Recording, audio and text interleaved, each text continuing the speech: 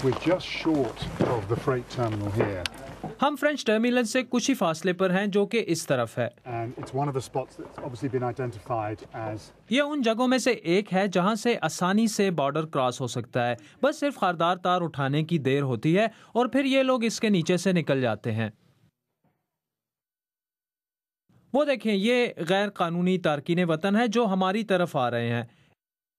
they're also up on this bridge. इस पुल के ऊपर भी ये लोग मौजूद हैं। पिछले 5 मिनटों में ऐसे तकरीबन 200 अफराद हमें नजर आ चुके हैं।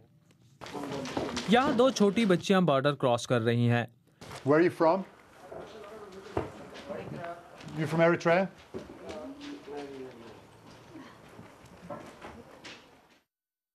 पांच 6 पुलिस वाले रेलवे ट्रैक्स की पेट्रोलिंग कर रहे हैं ताकि कोई शख्स ट्रेन पर ना चढ़ सके। इस इलाके में ये अफराद अंदर घुसकर बिखर जाते हैं और जैसे ही ट्रेन जाने के लिए तैयार होती है वो इस पर चढ़ने की कोशिश करते हैं। इस टर्मिनल कॉम्प्लेक्स में शायद इस वक्त 200-250 तारकीने वतन छुपे हुए हैं। ये पुलिस वाले कुछ को तो पकड़ लेते हैं, लेकिन सबको कैसे पकड़ें? उन्होंने हमें बताया कि रात में चंद दर्जन अफराद बॉर्डर क्रॉस करने में कामयाब हो गए होंगे। लगता है इन्हें कोई परवाह ही नहीं।